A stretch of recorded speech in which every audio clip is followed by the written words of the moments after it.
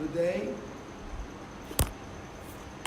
in service of Srila Prabhupada and all the Vaishnavas and their projects around the world, I want to say something about spiritual life and private property. You see,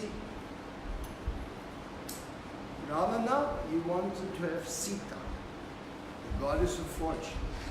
He wanted to have the land. He wanted to have everything for himself. And Srila Prabhupada used to say, in one way or another, we are all little Ravanas in this world, always trying to catch everything for us. I mean, to degrees which are obscene,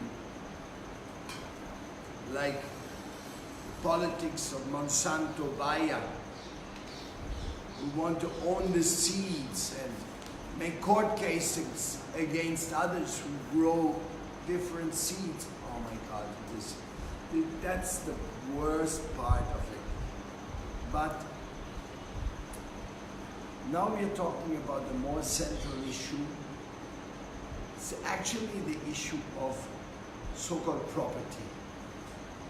Of course we say so-called property because we are going to die. Not going to take anything with us, not even a square millimeter. So all your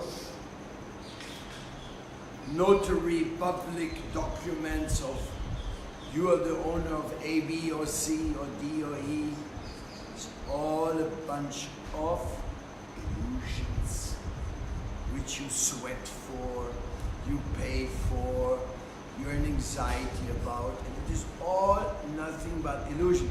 The only rightful proprietor of anything in this world is Ishvara Parama Krishna.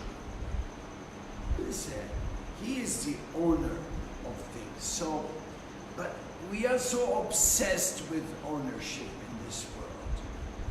And what I'm going to talk about is ownership in the mind of devotees of Krishna.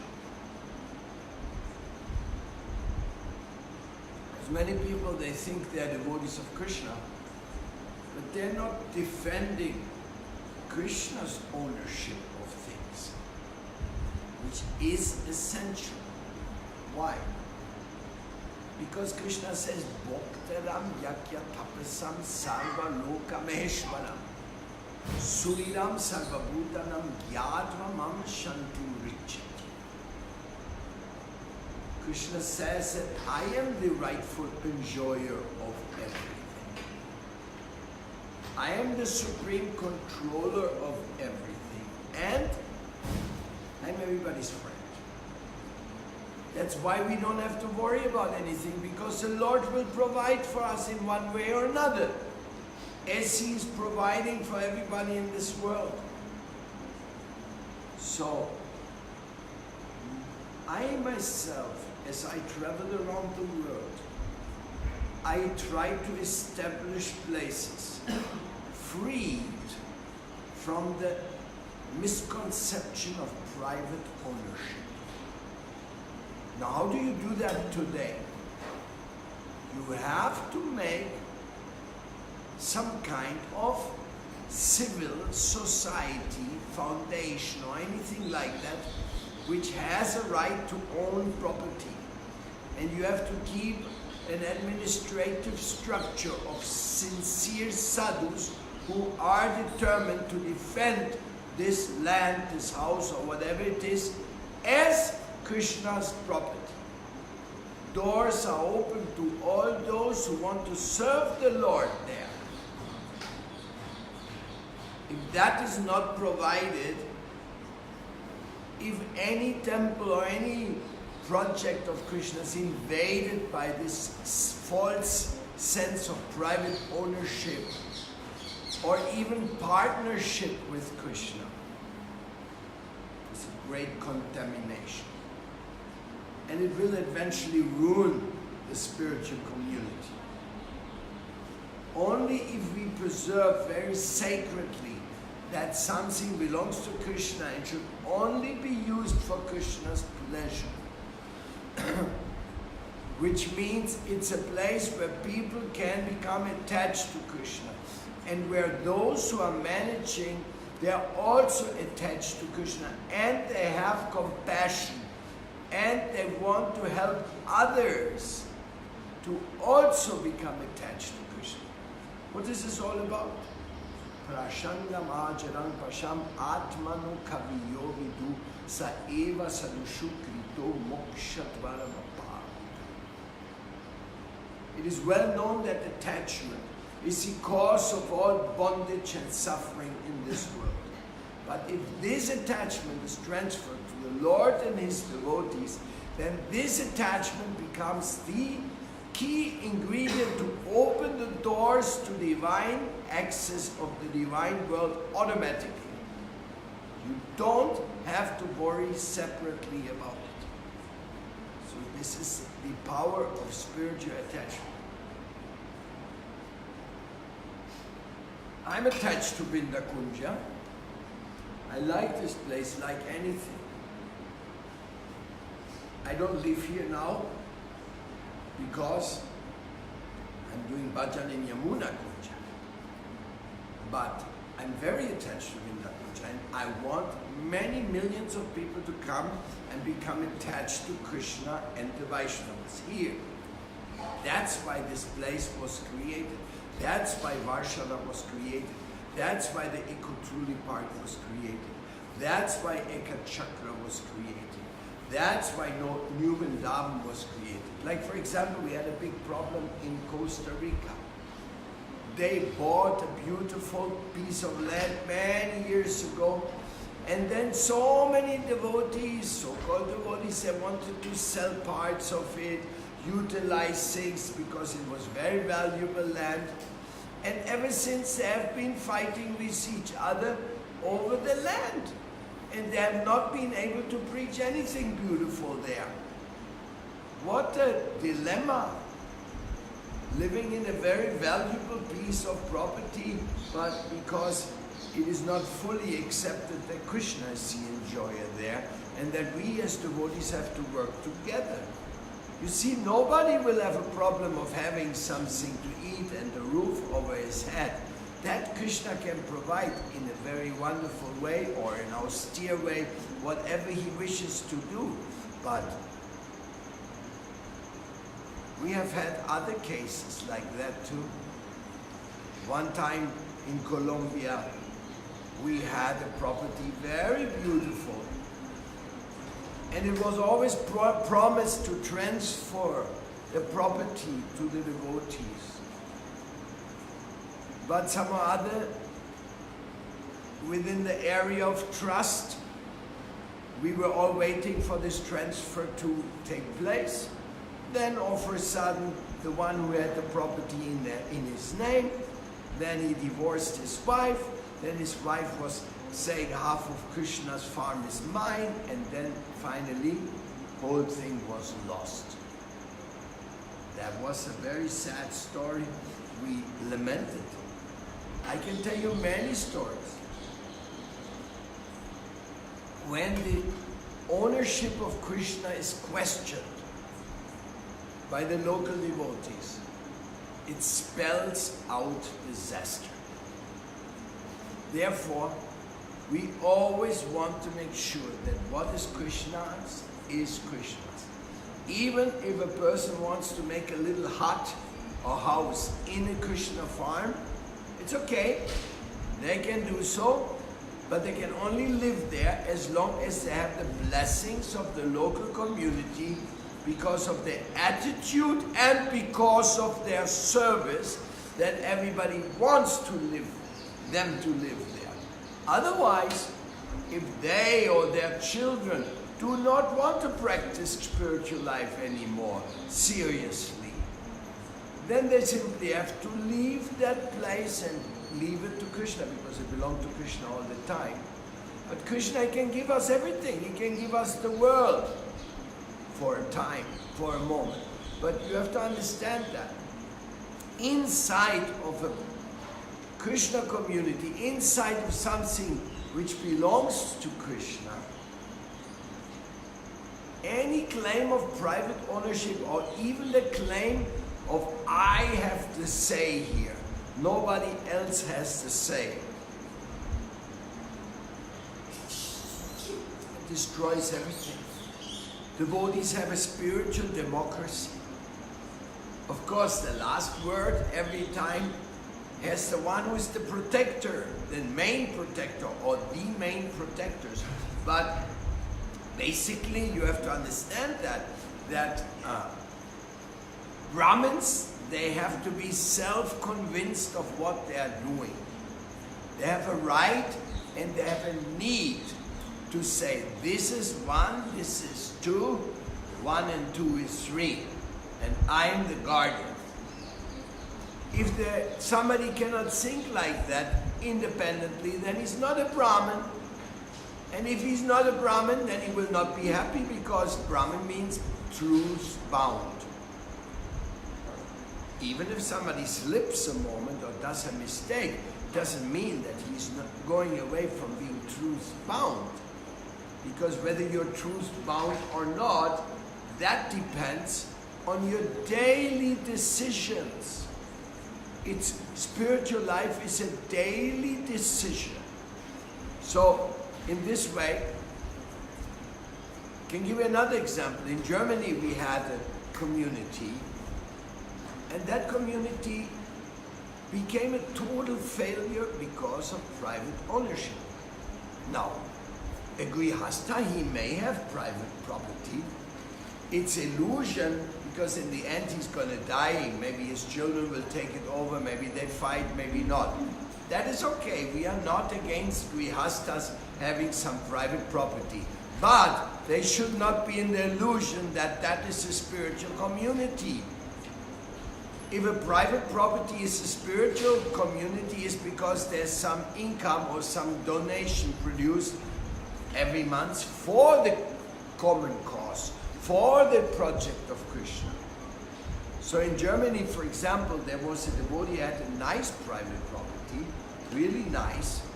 It was hope-giving, but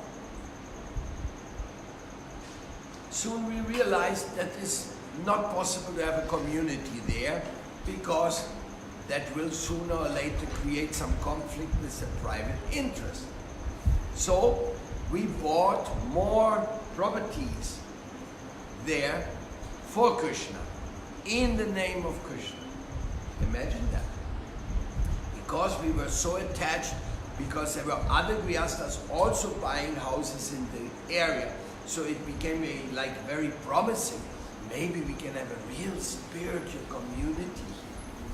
We were so hopeful. But then, because one person said, no, here everything has to be done the way I want it to be done, and nobody else can do anything or have any decision here. It was just by the ego identification of one person which ruined the whole project. It completely ruined it. There was no programs anymore, no get-togethers, no nothing. It became such a sad story. And that made me very sad, because in South America we developed beautiful communities. And I thought in Germany that would be easy. But I was wrong. The egos were so intensive, and the clashes. Oh, it's gonna be my way. The typical, my way or the highway. So it was we suffered a lot, and finally collapsed. Which is good, because if something has no chance to grow, if something has no way out, it is better step back and take another effort, because sometimes in life some things do not work out. So when there is a spiritual project, it has to be defined. Like in Bukaramanga, if we're going to go on working there, we have to come to the point of defining which area is Krishna's area and will be in the name of the devotee, so that nobody can come and says later, oh, I changed my mind, now I want it different. And then devotees have wasted their time putting energy. Like Prabhupada was very clear about that. He said if some property is not really donated, then don't go there and don't do there anything. Sometimes we have taken risks in this regard, helping devotees who promise that they will do something spiritual with the land they have. Because sometimes, like in between, in Ecuador, that was very funny, you know. I bought a piece of land for Krishna, but the society was not registered. So we bought it in the name of one devotee, who was supposed to be very responsible. Then, a few years later, when we had our registration done, then I said, okay, now transfer the property. He said, no, this is mine now. I said, I cannot believe it. You know very well it was paid with Krishna's money. How you say that? Well, I have the papers. So I had to buy this property twice. Twice. One time from the owner and one time from the thief. But that community is still existing. Vidyatirtha is there, making nice preaching. It's a very good location, right next to the airport, the new airport. So it is a very good potential. So in 40 years of working spiritual communities, I tell you, I can tell many stories. Many stories. In the north of Chile, in Arica, we had so much problem. We wanted to have a nice community. And all of a sudden one devotee was saying, oh, half of it is mine, because he was part of the transfer, when the transfer was made. And it became even a court case, until we finally could save the place, got rid of the guy, get out of here, and let us do our project for Krishna. Can you believe that? This is with devotees, initiated devotees, because the false identification with I, me, mine is so strong that when you have nothing, you are very humble and very devotional. But when you got the papers in your name, your ego changes like this. Yes, what you guys want? Let's negotiate. It's like a big ego change. Click.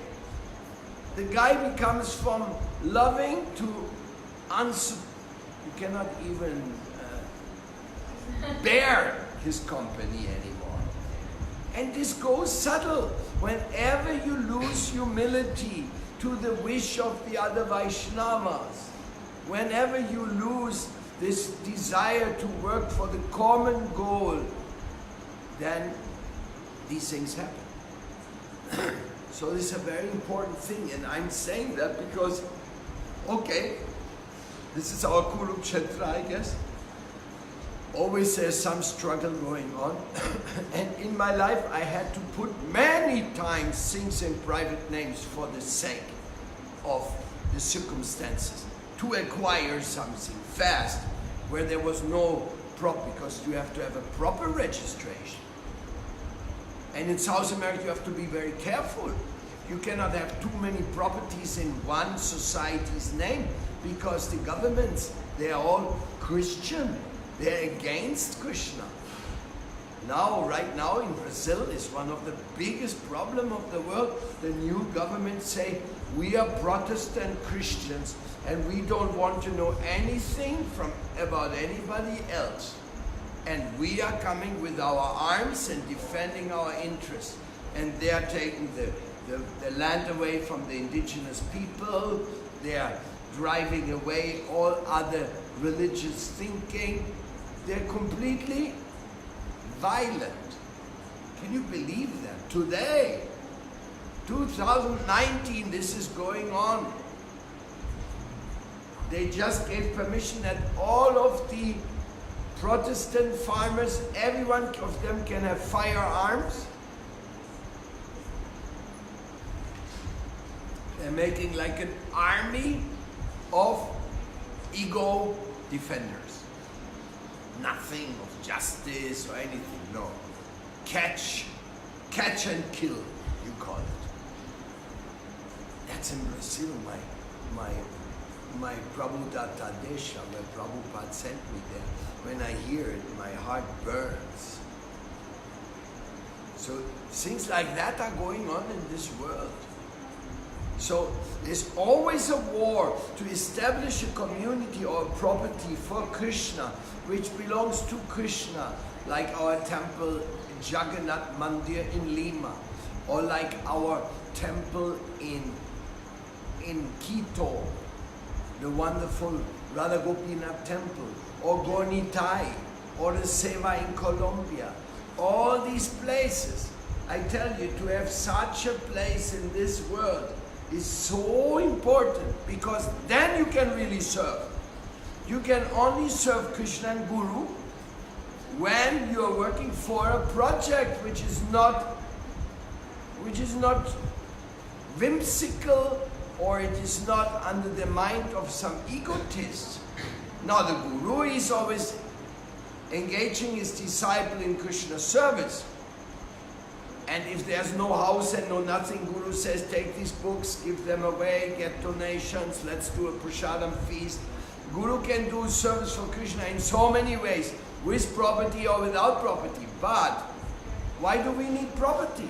So that we can worship Krishna nicely, that we can receive the guests nicely, that we can have pravachan nicely. All these things for establishing the example. This is a Vrinda, Krishna's embassy in Vrindavan for South America. Everybody in South America knows we have a place. And yesterday we have a good news for the whole community. Yesterday it was decided that the Utsav, the University of Ancient Vedic Wisdom, will have Ayurvedic classes permanently in Vindakunja in Spanish. So you can bring people from anywhere in the world who want to learn about Ayurveda from a very highly respected, capable Ayurveda physician, disciple of Srila Prabhupada, called Rohini Prabhu, and he will be here, our teacher. So these things are provided and organized because this is Krishna's place. We can do this here. We have the ability. We can also make inbound yoga courses here. Our inbound yoga school, Raval is organizing for Mayapur and for Vrindavan nice sessions for yoga. Also we have other yoga teachers who are going to go around the world and bring them here. Why? To connect them to the ancient Vedic wisdom. Because we have the University of Ancient Wisdom, and in India, Ancient Vedic Wisdom. So here we teach and we contribute to the ancient wisdom of the West, what the ancient wisdom of the East has to provide, which is a lot. And one of them is that there's no private ownership. Now, if you go to the Arhuacos or the Kogins, I went there, and they have land. The village elders, they get together and say, you need a piece of land, you have a family here, this is yours. And while he grows his family and he does it, that is his land. But when he dies and his children, then the village elders again look how we divide it, how there's no private ownership of land. The Arhuacos have lived there for tens and thousands of years without private ownership, without registration, just based on their integrity. Their integrity and their responsibility before each and every one. Can you imagine dividing all the jungles and wanting to make walls everywhere? This silly idea, this is just coming from materialism. I, me, mine. And it is even dangerous for devotees. That's why I speak these words very openly today. Very open. And whenever the local community and the approval of the devotees, the serious devotees, whenever that is not granted, it becomes an ego trip. And Krishna has to remove the cancer. If we cannot remove it by softly and sweetly talking, then Krishna has to remove the cancer. Like we have one temple in Colombia, which for many years somebody has privatized the income of the temple. He has simply said, all this comes in my pocket and I decide what I do there. And we have not been able to tackle this situation very clearly because we did not want to use violence. That's number one.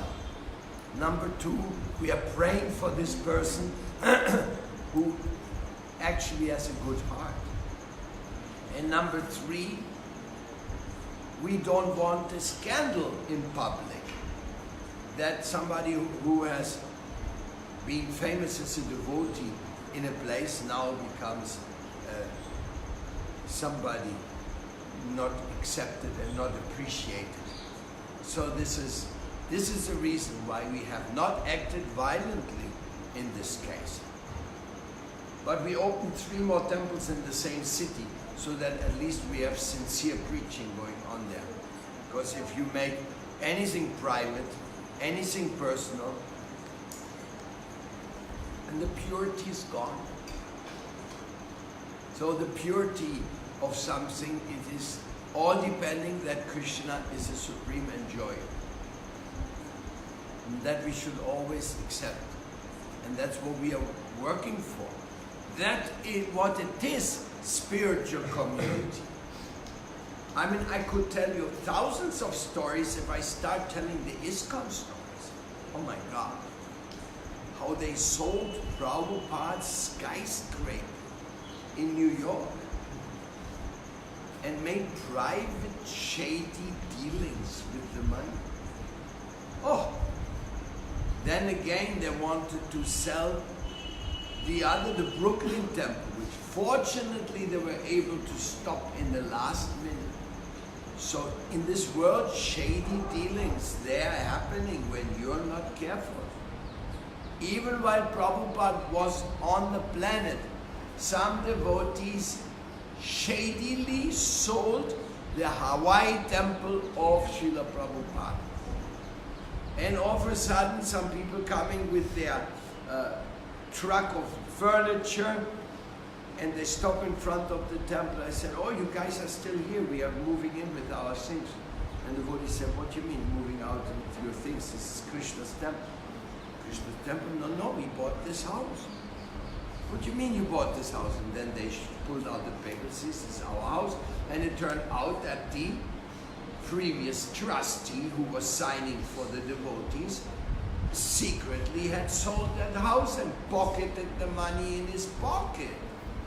And the devotees with tears in their eyes had to move out with the deities and everything. That happened while Prabhupada was on the planet. You cannot imagine. So there is a certain amount of crookedness within us. And that has to be avoided. We have to protect ourselves against our own crookedness. Or it's crooked on one side, or stingy. Stinginess. This is also. Many devotees, they say, I'm a devotee, but they don't give anything to Krishna, really. That happens very often after marriage also. Sometimes when they're brahmacharis, they're still quite okay, doing some nice service. Then they get married and all of a sudden they think, no. This is only for me and my family. I should not give any. The temple is richer than me. So the temple should give something to me. They don't understand that the Grihasthas are the ones who are supposed to maintain the Vedic society, not that the temples maintain the Grihasthas. Anyhow, that's another issue there. But stinginess, I've seen that especially when devotees make business outside. Like for example in Berlin, we saw some devotees, they went out the temple, they made kitas. Because, well, you can say it's my fault because I gave them the idea. The idea was very good in the beginning. If you're a woman and you have a kid, so you cannot do anything outside, so you can take some more other children in and you look after your kid and other children, make a little kita, and you can survive from that. You can get some income. Because in Europe that kind of works out. So the devotees were liking it, said, okay, we make little kitas. And then from the little kita, they became bigger kitas. And then some of them started to have a second kita and a third kita. And all of a sudden they were rich. I mean, somewhat richer than before as a devotee in the temple. And bye-bye temple, bye-bye service.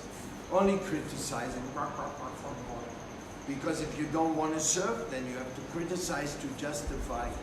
Before yourself, you have to criticize, oh, I will not help because they are not as good as I was. Something like this. Oh, I tell you, going around spreading Krishna consciousness in this world is a kind of war.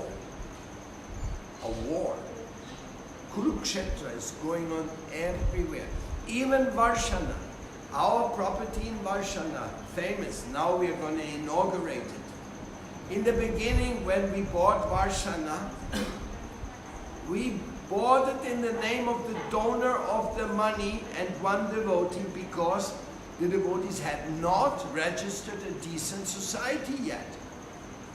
And without a decently registered society, if you put a property in the name, it's vulnerable, you may lose it. So also in Varshana, then all of a sudden, the person who donated that money for buying the land came under bad influence, and all of a sudden they called me and they said, we want to sell this land. I got so furious. I don't know what happened. That day, I think Lord Nishingadev entered into me. Because, you know, I had worked for it. I went to the US. I saved the money. The money was lost in the US. I had to recover it. Then I brought it to Colombia. Then we looked for the land for a long time. Then we bought the land. Then we started fixing the temple. Everything was good. Now the guys wanted to sell it away. I became so furious. And I started screaming. It's not my nature. I'm pretty cool guy. I control myself. But I started screaming at the top of my lung. So the sister of the person who was going to do this to me, who wanted to take it there, her sister heard me. And she became so afraid that she said, sign it over to them, I'll give you some money. That was the history. So it worked. The Nishingadev mood of that day worked. And I was so finally we had Varshana in the name of the devotees. So it is a true war. It's not easy to do anything for Krishna. In Kali Yuga, all the little Ravanas are everywhere. And sometimes they even dress up as devotees to Ravanas and play like, oh, we are in charge, now nobody can tell us anything like that. What to do? That's life. We can call it Lila. It is a divine game. But whenever you buy a property and that property stays in Krishna's service, then you are lucky. But it's not so easy. Like we had another scam. I'm telling you, this class is a little bit like we call in Spanish, a calzón quitado, no? Means like a naked truth. So we had the temple there, everything nice, and and a nice community and Radha Krishna, and all of a sudden some devotees started to bring in drugs from South America. You know this famous ayahuasca and something horrible from a frog, where they torture a frog and take some of his anxiety poison. How do you call that? Campo, something like that. Campo, yes. So they were introducing that as, oh, we have some medicines, like they will help you to advance. Why don't you come and try it out? And the devotees, they were, I mean, we promised Prabhupada when we take initiation in this family, no intoxication of the body. We know you don't need that stuff to realize Krishna. But sometimes there's a certain level of curiosity. I'm meeting people everywhere. They say, where are you, from South America? Oh, you know I can take ayahuasca? People, it's very curiosity awakening. Yes, maybe I can also take this plant of the jungle and I will get some realization. Yeah, that's what you think. That you stupid fool living like a stupid egotist in this world, and then you will go and take a tea and you get enlightened. Huh? You think it's that easy? You have an enlightenment tea. And of course nobody got enlightened, only they got more materialistic, more egotistic, more criticizing, and finally Krishna had to get rid of them. And the way he got rid of them, that's a story by itself, I won't tell now. But it's a fact. If you want Krishna, then please Krishna and don't please nonsense things. Okay, if somebody does that and he recognizes I made a mistake and I want to go on a straight way, okay. Krishna always forgives if we make a mistake and we want to go straight. Of course, that is the path of love, forgiving. Krishna is the personality of forgiving. So, they say justice is human and forgiving is divine.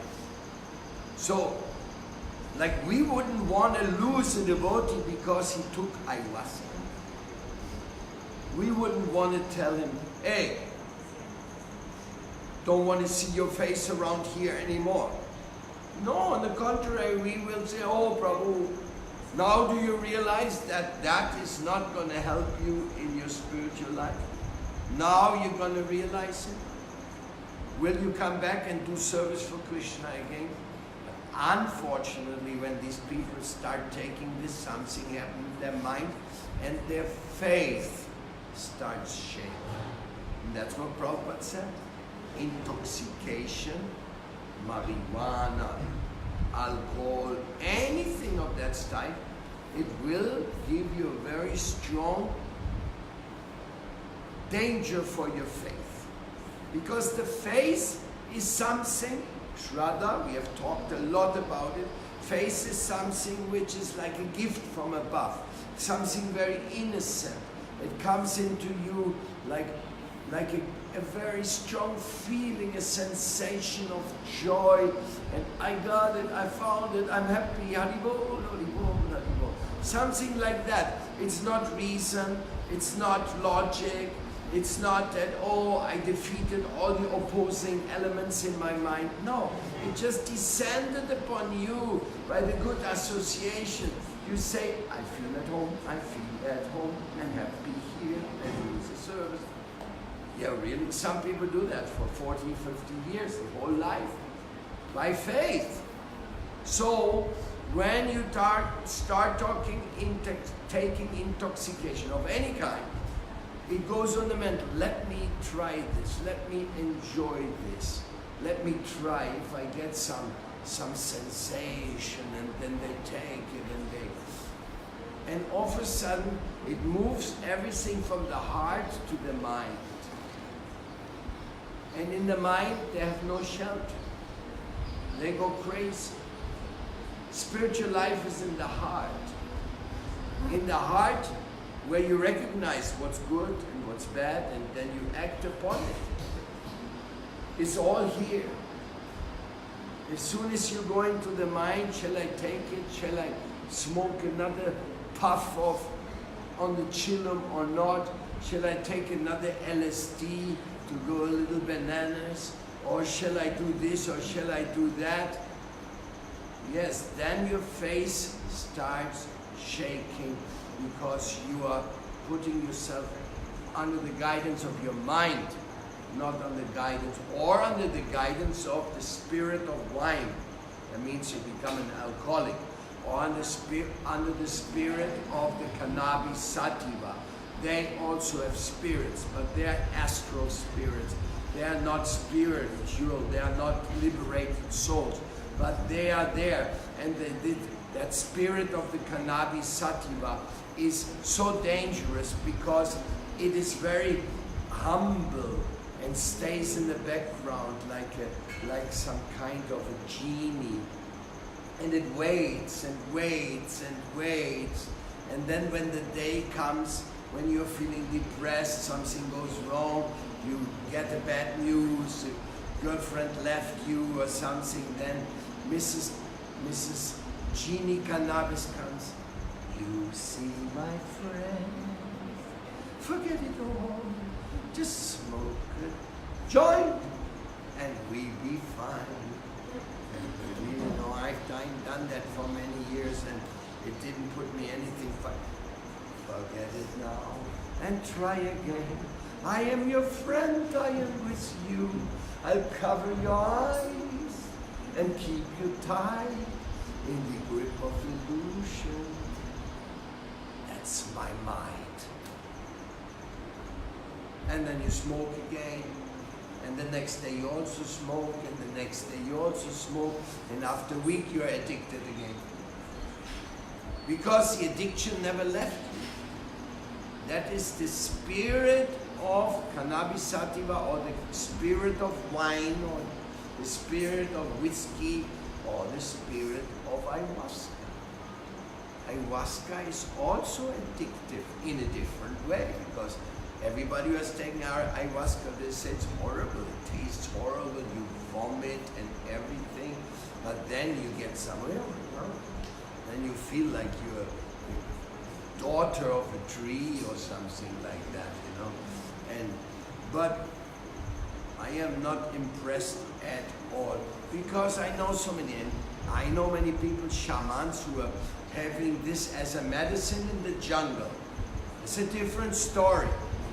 Who is living in the jungle, no pharmacy, no nothing, and they know the plants, and somebody is sick, and they know some of those plants may help. It's a different story for them. So I know many of them, and they have told me these things. That if you take ayahuasca in the wrong moment, in the wrong way, bad spirits can come into you, and there's no control. Nobody can control it. So also this is a dangerous spirit. And there's so many others. What to speak about cocaine? The coca leaf is the blessing of the natives and the curse for the white man. How many white men had to die for the cocaine business in this world? And how many families have been destroyed by the cocaine?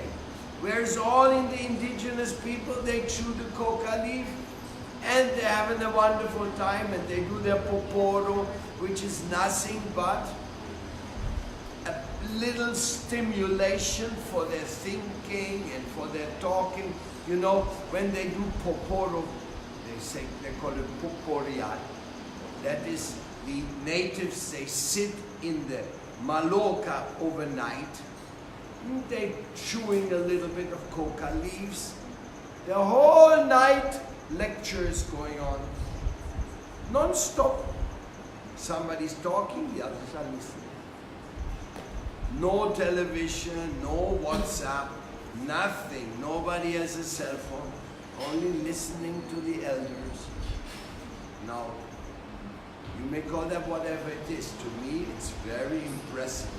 that is how the traditions of the elders were transmitted to the younger generation after generation. And when the elders die, then the next generation keeps talking. So this is the school, and that is also called the University of Ancient Wisdom. There, in the Maloka, Ungurua, so many names they have for this. The indigenous people have it all. They have these get-together places, you know.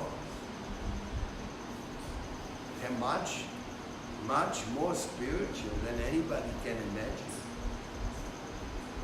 So, from that point of view, you see, spiritual community faces lots of challenge. The ego of I, me and mine, the ego, I want to be listened to, I don't want to listen to others, I don't want to give any others a chance. Oh, horrible. Horrible, horrible. And I am not telling you too many stories. But there are plenty of stories in my memories. And those stories are not nice stories, but they are part of the Kurukshetra. The thing in Germany was so terrible that finally we called our temple Kurukshetra. That's how horrible the situation was there. All the big egos of everybody, it's my way. So the temple got the name Kurukshetra. Not anymore. Now it transcended and became Vrindavan #2 in Germany. But for many years we had the temple, main temple was Kurukshetra. So, you see, normally Krishna owns nothing in this world because he owns everything. It's devotees who want to put something in Krishna's name and defend it in Krishna's name. Only devotees do that, and they're rare. They are rare. Some devotees, when they have nothing, they're very devotees. When they have some money, they get the inheritance, can't talk to them anymore. Why? Because they know now if I'm a devotee, I have to take my money and buy a place and at least give half of it to Krishna. They know it, they're not stupid, they know the philosophy, but they don't want to even give 10% to Krishna. Not even 5% to Krishna. All their chanting and all their realization was null and void because of this attachment. Attachment, my money, now I'm powerful, now I will meet with Bill Gates in the Hotel Hilton and have a business discussion. Yes, you can hang around with all these unfortunate people who think they own the world, but they own nothing. But if your Father, your beloved Lord owns something, then you have a place in this world, like Vrindavan. It's your place, not my place. And Janavi Kunja Gaudiya Math in Mayapur, this is your place. And you go to Colombia, you have your place there. And right in the middle of Caracas, you have a big building. You! Why? Because you feel like I'm a devotee of the Lord. I belong to this family. And it goes beyond the borders of Vrinda. I can join any Gaudiya Math in the world. Only I have to say Jai Guru Deva and embrace everybody. They say, oh, you want to stay here? Come on, how long? 1 month, 2 months, whole life? How long do you want to stay? How is this possible? By the grace of Krishna it's possible. I'm pretty sure in other sampradaya they would also receive me. I have not tried that. Actually I did. Sri Sampradaya in Hyderabad, they gave us a royal reception there with the Swamiji, Chaturvedi Swami. So, yes, this is an amazing thing. Really amazing, my friend. What you can do in this world for Krishna, but you have to make sure you put Krishna in the center. You have to make sure you put Krishna in the center. Sometimes you hear very weird stories. Weird stories. Because this is the world, everybody wants to take away from God. Everybody's a thief in this world. Everybody wants to say, this is mine now. To say, it's in my name, but it belongs to Krishna. Yes! That guy we want to see. That guy we want to see. Like in our Peruvian farm, we captured a nice piece of land which was abandoned. But in order to catch it by Peruvian standards, we had to give many lots into many different names because no society could claim the whole land. They're giving land to small pieces to each individual. So we got together with all the devotees and we started, okay, let's make the Vedic village. Beautiful idea. Vedic village. And then slowly, slowly, the war started. One said, oh no, my place is more valuable, let me sell it to my uncle. But the uncle is not a devotee. And then another person says, no, I want to sell marijuana here. So before you know, the Vedic village became a Kali Yuga village.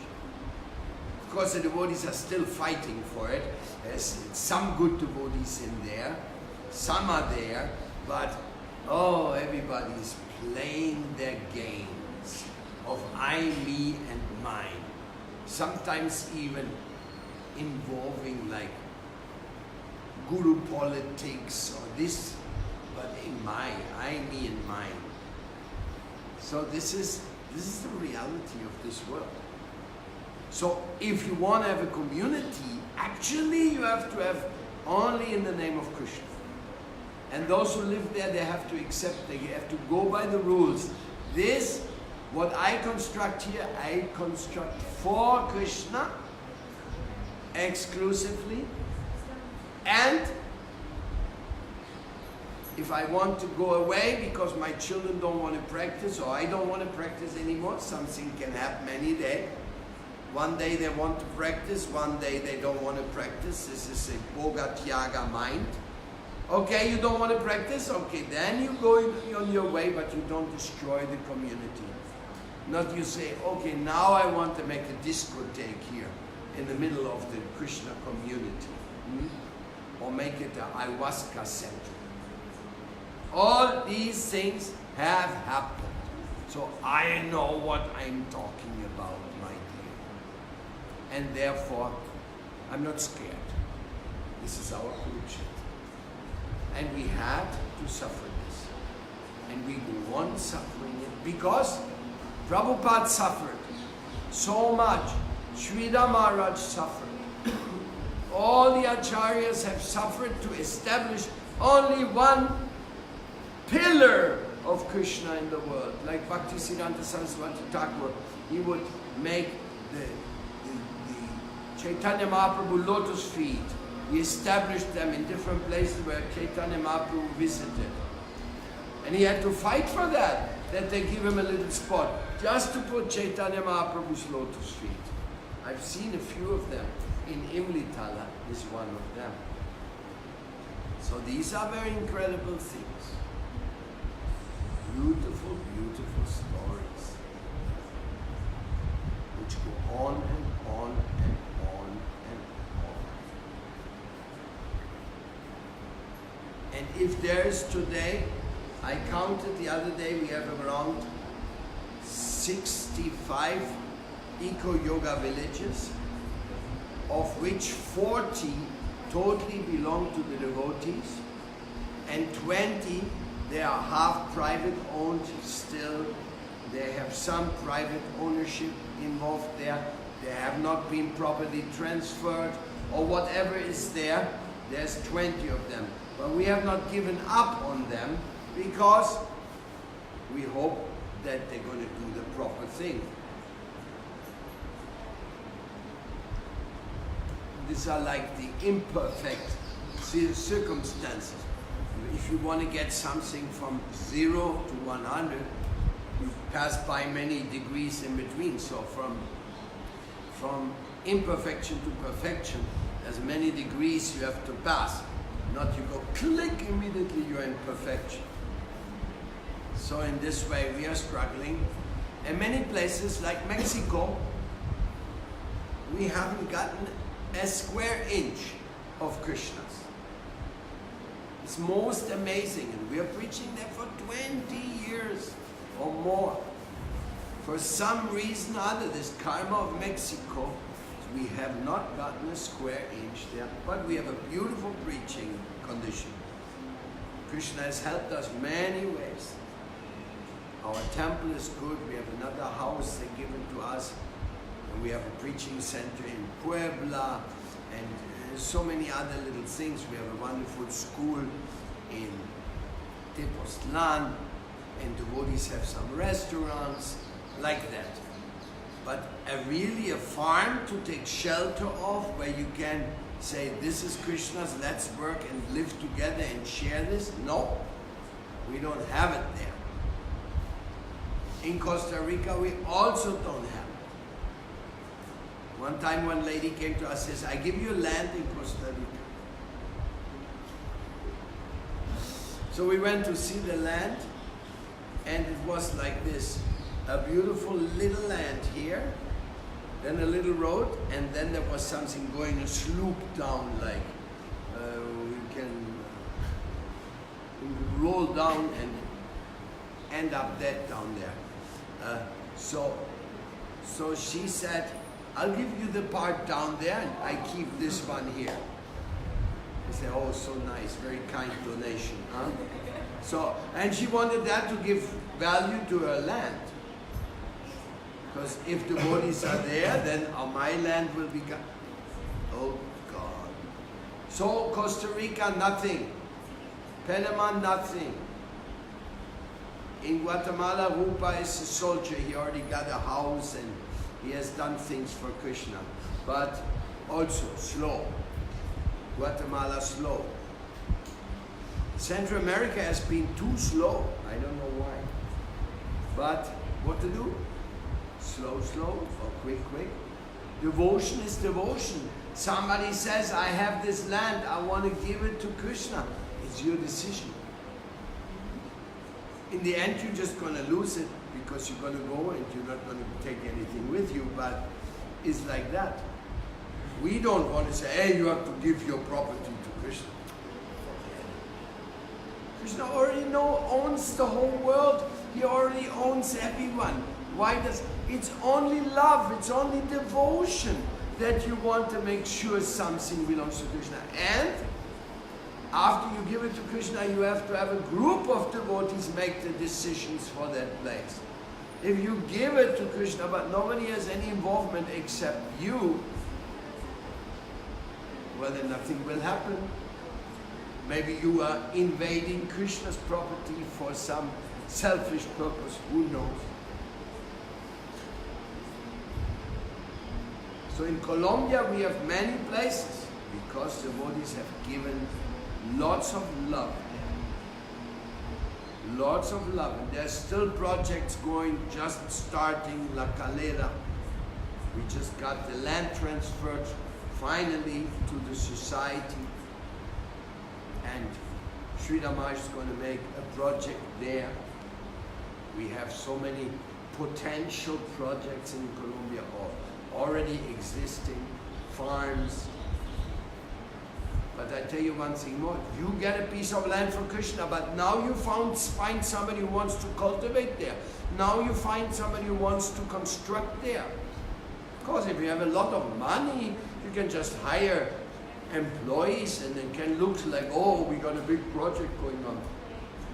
But the project is that you have money and you're managing, but people with money, they can manage lots of things in the visible world, but in the heart is nothing.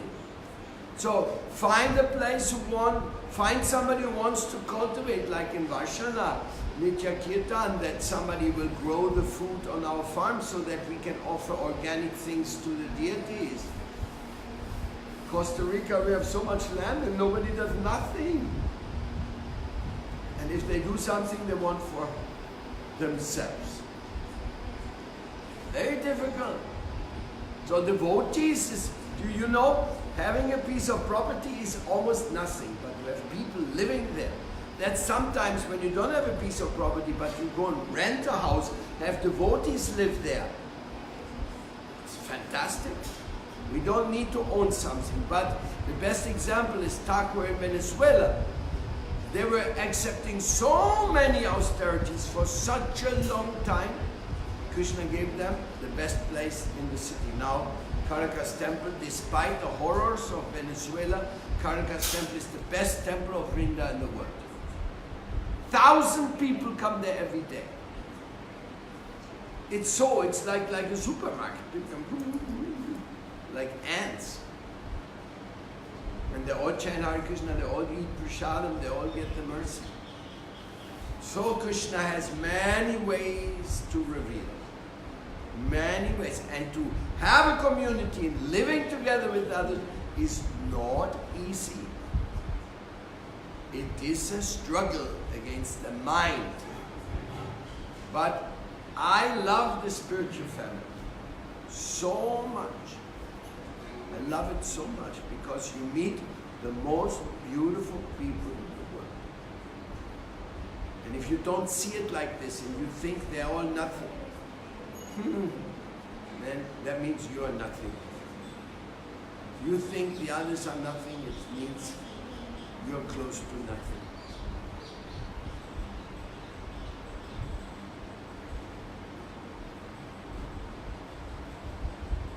Spiritual life is an adventure.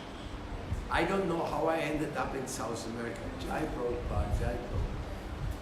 Those who have never left Europe and never worked outside of Europe, they have no idea what this world is all about.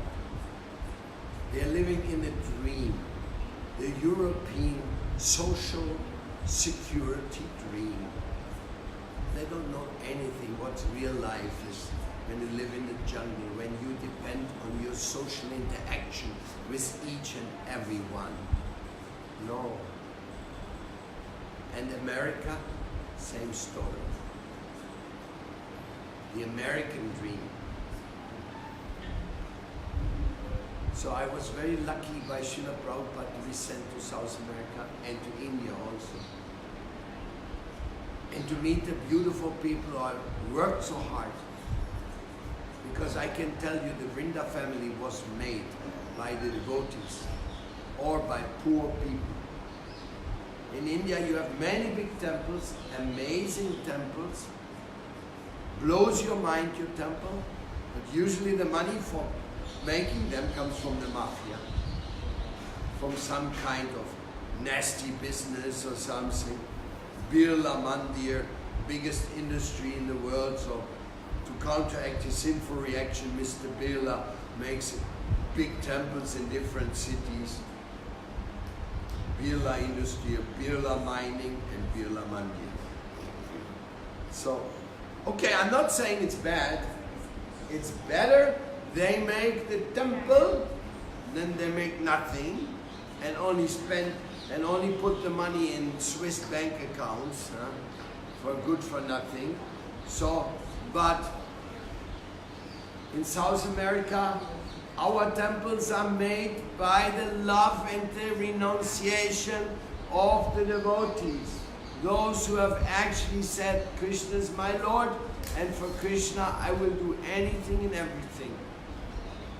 And they work in the street and they go out and they sell books. They tolerate any amount of difficulties imaginable. And for what? To please Srila Prabhupada. And by pleasing Srila Prabhupada, we have a Vrinda family today. And anybody, and even like when I talk to the devotees or to the friends from North America, they say, we can go and visit temples in South America. I say, yes, it's a reality. You can make a pilgrimage, you can visit every capital city. Everywhere you will find a Krishna temple which does not belong to private ownership. It belongs to Krishna. And you as a Hindu, you are welcome. Because every Hindu is a Krishna devotee in a way. By the way, yesterday we saw this Radha Krishna serial. It was so wonderful. It was all about Govardhan and all about protecting the animals. It was so wonderful, such a great lesson. Krishna and Radharani, they were protecting the animals, and they were saying that anything which is not pleasing the Lord by killing animals, this will not be acceptable in Vrindavan. So that is what we have to do. We have to defend the integrity. Amazing. I could not believe it, how much, and they were protecting, not a cow, they were protecting a little goat because the priest wanted to offer a goat to Indra. And you know, in India, they do many goat sacrifices. Many. And here Krishna said, no, you're not going to kill my goat. This little baby goat is going to be saved. And Krishna took the goat in the arm and gave it to Radharani. It was such an amazing,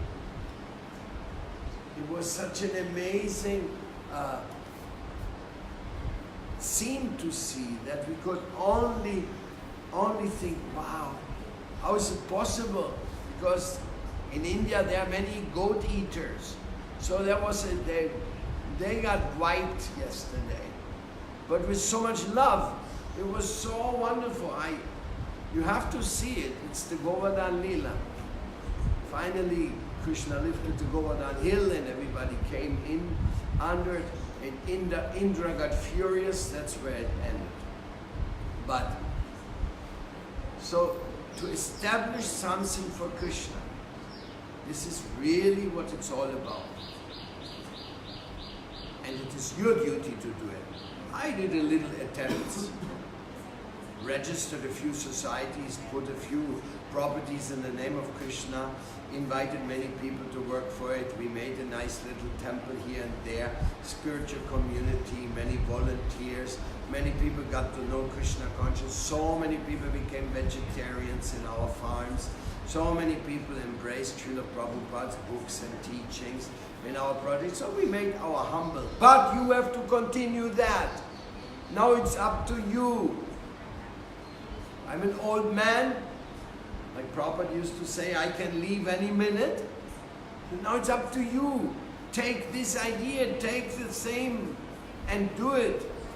What is your problem to put something in Krishna's name? You're going to die anyway. You're not going to take anything with you. So why be so egotistic? Why be so attached to money, name, fame, all this nonsense? Doing the service for Krishna. That is life. And I appreciate it. I thank you so much for helping in this way. Yes. Continue the Vrinda family in the spirit of Prabhupada and Srila Bhaktivinoda Srila and Srila Haridam Maharaj and Srila Tunananda Acharya. Krishna be with you.